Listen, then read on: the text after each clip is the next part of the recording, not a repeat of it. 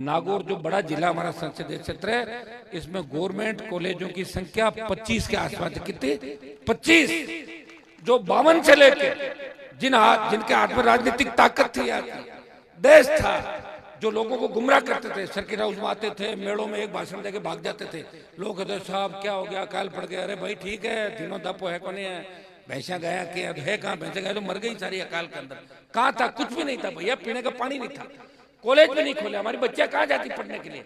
हनुमान बेनीवाल ने सोचा कि मैं कॉलेज बनवाऊंगा, स्कूल बनवाऊंगा, सड़कें बनवाऊंगा, नई रेलवे लाइनें लाऊंगा, हवाई अड्डे बनेंगे, मेडिकल कॉलेज खोलेंगे, केंद्रीय विद्यालय अगर देश के अंदर किसी संसदीय क्षेत्र में सबसे ज्यादा खुले, वो नागौर देश का सबसे बड़ा संसदीय क्षेत्र है, जहाँ खुले। अब आप पूछोगे कैसे खुले? ऐसे खुले कि पहले मैं मोदी और अमित शाह के साथ था, तब कागज पास करवा लिए थे, उसके बाद खिलाफ हो गया था। समझ में आ गई तुम्हारे? तब खुले। अब खुल गए तो ले आऊंगा धीरे धीरे, चिंता क्यों कर रहे हो?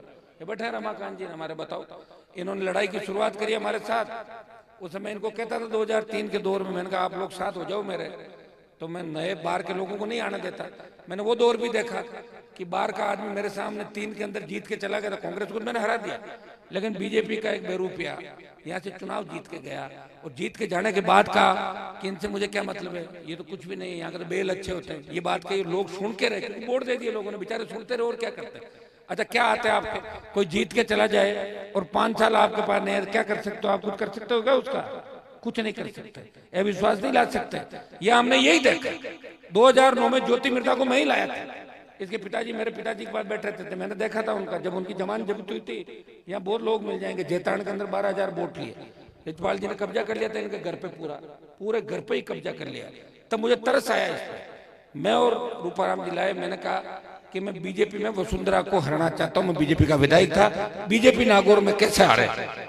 हमने बात की सीएम से, मैंने कहा जिता देंगे कैंडिडेट, हमें कहा आप बताओ, मैंने कहा ये नहीं होना चाहिए।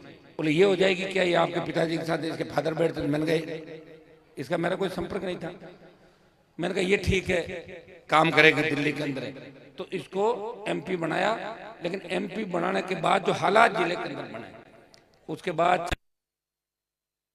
इंडिया बूथ लेके आ जाए, 1 2 3 4 बार लगातार हराया, जीत के दिखाते हैं यहाँ पे। देखिए ऐसा नहीं होता कि पार्टी बदलते पाले बदल। आपने क्या क्या जिले के अंदर एक पुल बनाया बासनी फाटक पे, उस पुल की वजह से कितने एक्सीडेंट हो गए भाई। ये मानासर का पुलिया जो बना, आप देखोगे इस देश के अंदर पहली बार कोई पुलिया टूट रहा है। ये मेरी जिद और जुनून है, तुड़वाऊंगा पुलिया। ऐसा नेता मिल सकता तुम्हें? पुलिया तुड़वाऊंगा, सही कराऊंगा, और जिन जिन ने गलत काम किया गिरफ्तार करके जेलों में डलाऊंगा।